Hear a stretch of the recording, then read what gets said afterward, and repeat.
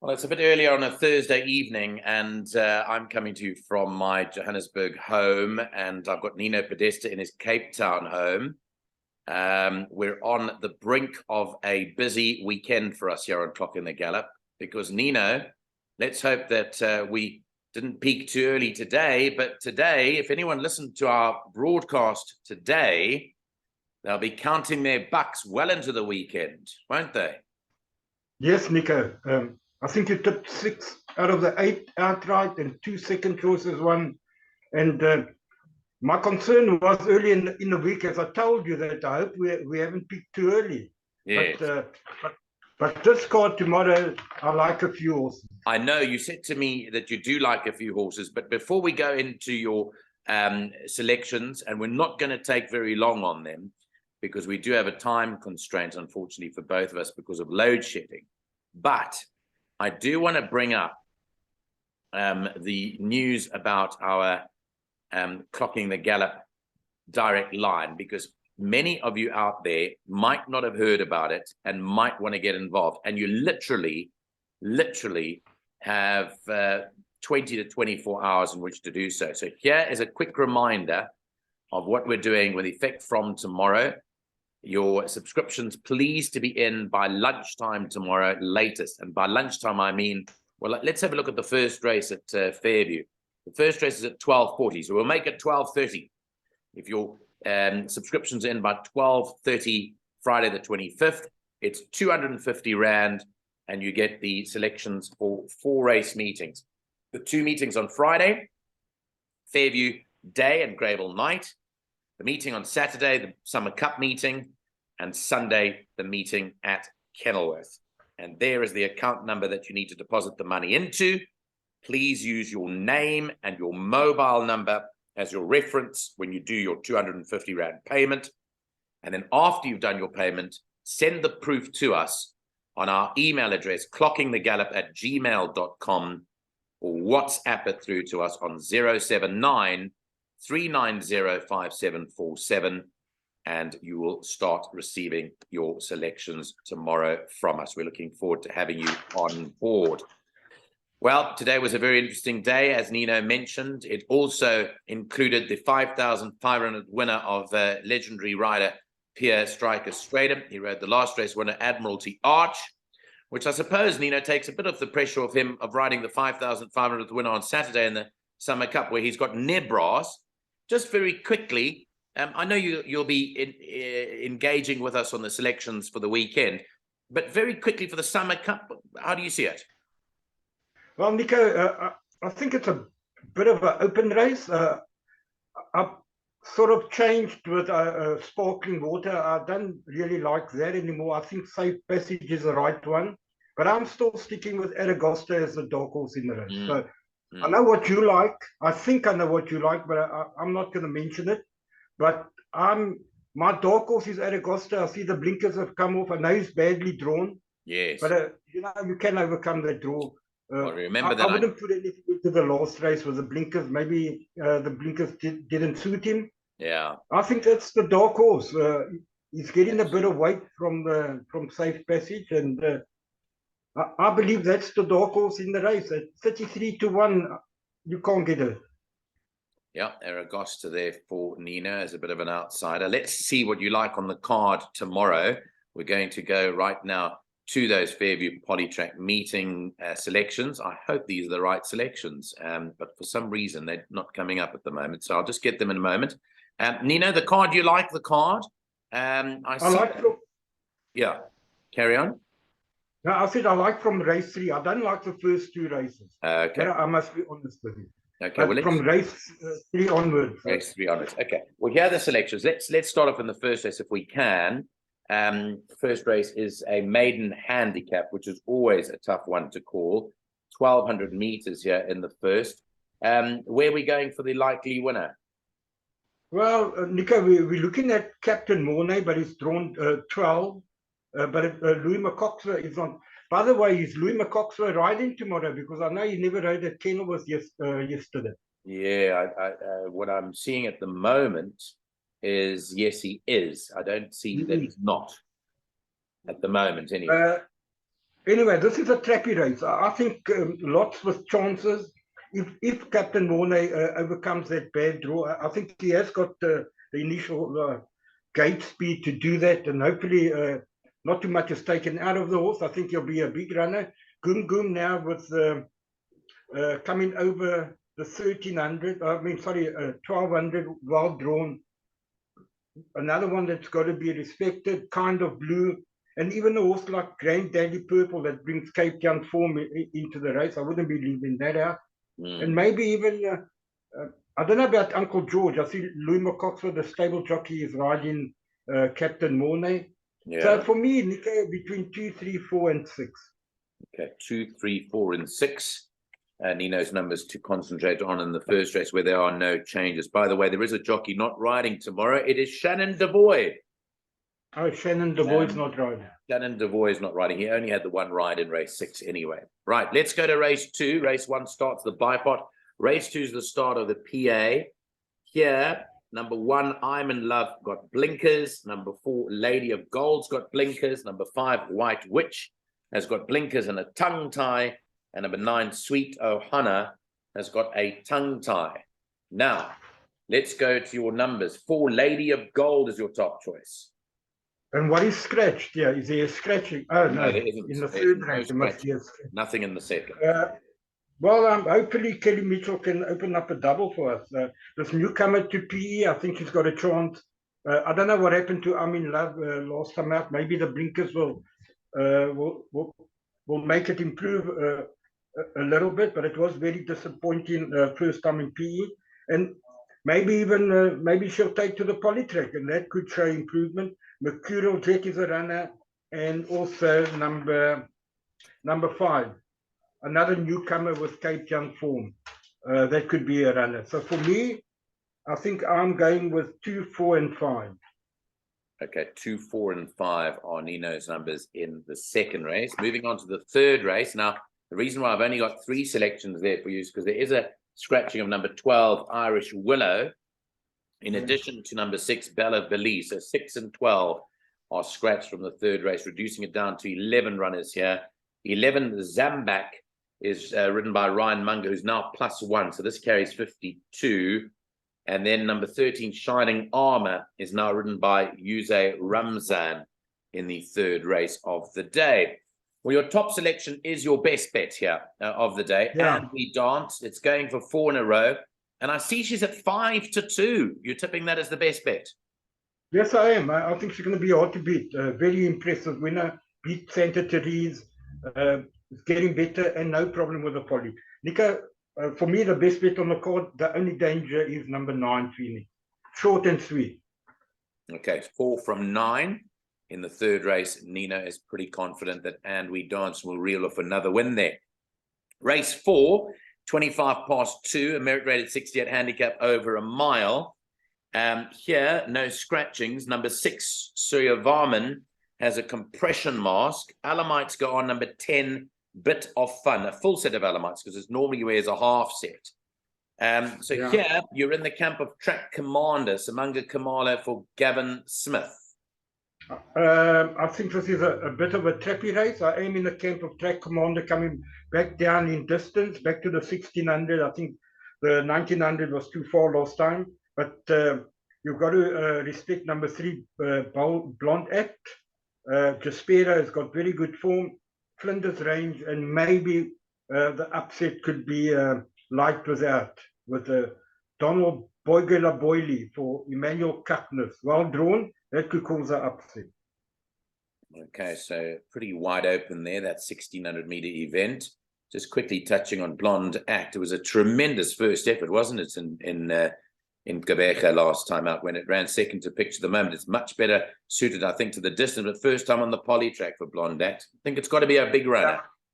It's got to be a big runner if it handles the poly, Nico. Yeah. It's got to be a massive runner. Yeah. Richard Fourie up. Last time second behind Picture the Moment on the turf, but the time before that, she ran only 3 lengths beyond Base Souye, who ran second today to that horse that you made the best bet on the card, Imperial Master. Yes. And that form has been franked. That's a massive runner. The only question mark is, will it handle the poly? If it does, it's going to be a very hard horse to beat. Yeah.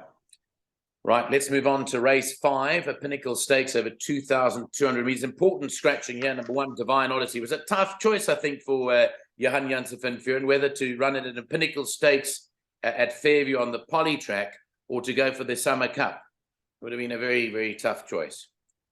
Yeah, it must have been because, you know, but for me, it makes it so much easier for me because I thought this was the only danger to what I think is a massive runner and a horse that's going to be so hard to beat, and that's number 6, Santa Teresa. Yeah. At this stage of her career, she's looking for the distance. Was too short last time. You could see that the older she gets, the more she matures, the more ground she needs. I think this is a perfect race for her, and gee, Nico, I just think she's going to be so hard to beat. Very confident selection. The only dangers are Jager Moon, or the Never Ending Rain in order. Never Ending Rain, Jager Moon, and Peace in the Wall.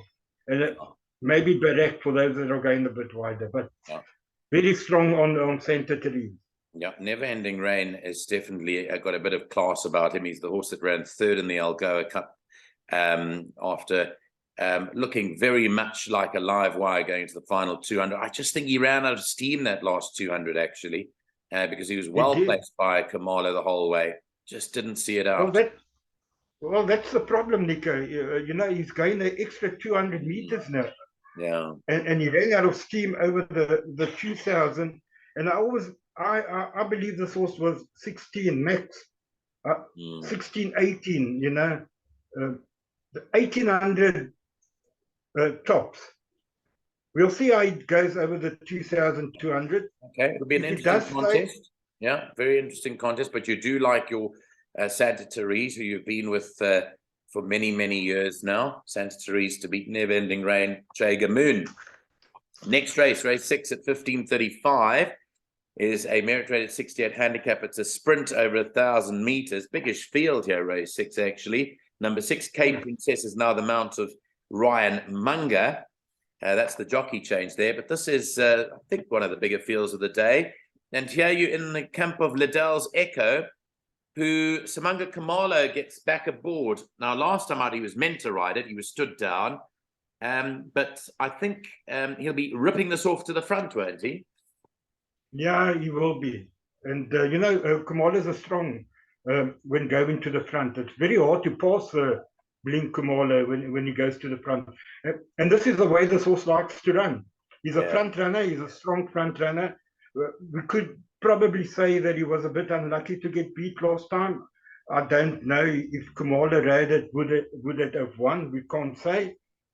Nothing wrong with Ramsden. But, you know, he's got all the form here. I think he's the horse to beat. For those that are looking for upsets, I think Sanctity back over the 1,000. She's much better over the 1,000. They've been running her over the 1,200 last time. I don't know if she's won on the poly. Can you check if she's won on the poly yet? Yes, he has. It's a he. He won. He's had 3 runs on the poly for 1 win. Well, that also with Louis McCox's utmost respect. High legislation now should be cherry ripe of having the 3rd run in PE. And then maybe stay the course. Who's better off with Spanish Fort on the last run. 2 kilos better off. He should, and better drawn. He should probably run ahead of Spanish Fort. But I think Liddell's Echo is the horse to beat. Okay, Liddell's Echo then for Nino ahead of High Legislation and Sanctity. Chance to stay the course. Race 7, the feature, the Glendor Sprint 1,000 meters. 4:10. No changes in the 7, so it looks like it's all clear. In fact, there is a change. Number 10, European Summer, because of its win, the merit rating's gone to 79. The mass, the weight remains at 52, but the merit rating is adjusted from 76 up to 79. You're tipping Vegas Gold to win it, to reel off another win here. Well, he's done nothing wrong on the poly. Nico, I first want to ask you, Richard Fourie, what weight? I know last time he rode Clifftop at 53, the penultimate run. Yes. he actually struggled to make 53.5. So he Yes. can't ride 52.5, can he? Looking in the front here, he says Richard Faree 54. So 54. he wouldn't be able to ride Clifftop, which is the reason why he's on All About Al. Okay, but also now All About Al, the blinkers come off. I know there was a lot of money for it last time. Yes, and, there was. There was, yeah, there was a lot of money for it. There was. Yeah. I just think 1,000's a little bit short for it, but maybe the blinkers were the problem on the horse. I see Alan Greep is elected to take the blinkers off, but for me, I think it's a two-horse race between Clifftop and Vegas Gold. Yeah. Okay, so And then, both of them are Hollywood horses, except they're trained by different trainers. One by Greef, one by Smith. But you're going with the two bottom weights. Both of them only carrying, you know, lightweights. Yeah. Yeah, they're both carrying lightweights, and Vegas Gold is unbeaten on the poly. He's had 3 runs, 3 wins, Yeah. and he's the horse that's improving. He's getting better with each and every run. And Clifftop has got the ability. I mean, he's beaten Real Jamming that won at Kenilworth on Saturday, I think it was. Yes. So he's got a win over Real Jamming at Kenilworth, and he's now having his 4th run since he's come back from Scottsville. Yeah. And he's been taking on quite strong fields in Cruise Control and Fedra. I don't think he's been on the poly, has he? As far as I can recall, I don't think he's ever run on the poly. No, he's never run on the Polytrack before. It is his first run on the Polytrack, confirming that. Yeah. So that's a little bit of a concern, but you should, you know, we must always give the horses benefit of the doubt if they've never ridden on the poly. So I always do that. So I'm strong on 8 and 12, Nico, and I don't know in what order they're going to run, but I think one of them will win it. Okay, 8 and 12 for Nino there in the 7th. The 8th and last is up at 4:45. The fillies and mares 70 handicap, 1,300 meters. In this race, number 7, Sing Girl Sing, blinkers. The cheek pieces come off. They put the blinkers on rather. Number 12, One Bite at a Time, has got blinkers on.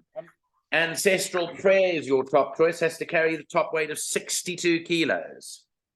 Yeah, well, I don't think that's the problem. You know what, Nico? If Henry Dance wins the 3rd race, and this is a certainty. As simple as that. Okay, so we looked for Henry Dance earlier on. If that wins, you can double your bet on Ancestral Prayer. Is that right? 100%. Yeah. Okay, so Ancestral Prayer is quite a confident selection. Rose of Bayous, number 5, is improved in leaps and bounds to run 2nd. 3rd, you're given to the 8, Ikambula Besifazani, and 4th to number 9, Owlet. Right. Are you calling the last race? Yeah, I hope so, but I better improve my pronunciation skills before I get into that commentary box tomorrow. That also like for 3rd. How do you pronounce it? Ikambula Besifazani. Ikambula Besifazani. I wonder what it means.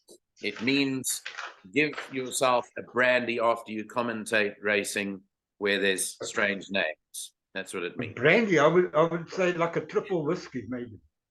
Yeah. Drink a bottle of brandy after you commentate these names every day or something like that. I think that's how you literally translate it. Anyway, let's move on to your bipod because you'll be waiting for your bipod. Now, last week, you told me the Ghost Rider helped you with the bipod, and it came to an awful amount of money, and we didn't win it.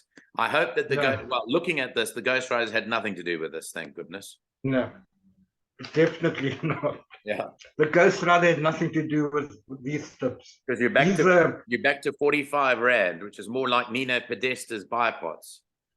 Correct, and the Ghost Rider is too busy studying the Durban card. Yes, correct. He's busy studying the Durban card, of which, by the way, I will come through sometime between today and tomorrow. Where I find a moment's gap, you will get a preview for Gravel night racing on the turf tomorrow. Okay, Nino, first race, first leg of the bipod. Talk us through your numbers. Bipod first leg 2, 3, 4, and I see you forgot to add the 6. It should be 2, 3, 4, and 6. But 2 Captain Mornay, 3 Goom Goom, 4 Kind of Blue, and 6 Granddaddy And 6 Purple. Granddaddy Purple. Okay, so 4 numbers there. Then Yes, 3 numbers, so, the second leg. Second leg, 2, 4, and 5. Mercurial Jet, Lady of Gold, and White Witch. Then Banker and we dance. Fourth leg, we go in number 3, Blonde Act. 7, Jaspera, 8, Track Commander, 9, Flinders Range, and I'm putting in that Bird of a Lurker, Light Without. And then Banker Santa Teresa and Banker Del's Echo, which will be 60 Rand, not 45 Rand. Yeah, so it'll be a little bit more. 5 by 315 by 460. That's the contribution of the best bet. If you're taking your bets on a Thursday night, you can get a bit of 5 to 2, race 3, number 4, and we danced. You heard it here first. And don't forget, Gallop, after that wins, to get stuck into ancestral prayer. Yes. Okay. So it's and we danced and then ancestral prayer later on. Right, Nino. I know it's Clocking the Gallop direct line time between now and the weekend. We're still getting last minute supporters coming on board, which I'm sure will come through right the way through until the first race at Fairview on Friday. Very quickly, from your side, anything else to look forward to at the meeting on Saturday in Joburg? Did you have a quick look at the card? What do you think? The big race, the Dingons. Did you look at the Dingons? Yes, I did, and I think Shoemaker's a race into it. Is that? I think she's going to be hard to beat. And then I thought that Desert Miracle and that horse that beat it last time. There's not much at the weights. That's the only 2 I like. What's it called? Moon Shining Through or something. Yeah. Is it Moon Shining Through? Yes. Yeah, that's the 2 I like. And then after that, it gets a bit trickier. Okay.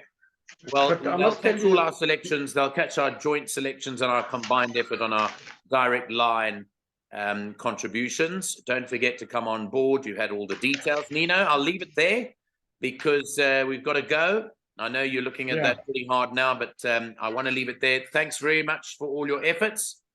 The Hardy Dars will put a premature end to our preview tonight. Thanks for joining us. How much time do we have left? I just want to ask, tell you one thing. Yes. I don't know if you saw that thing that I posted on our group.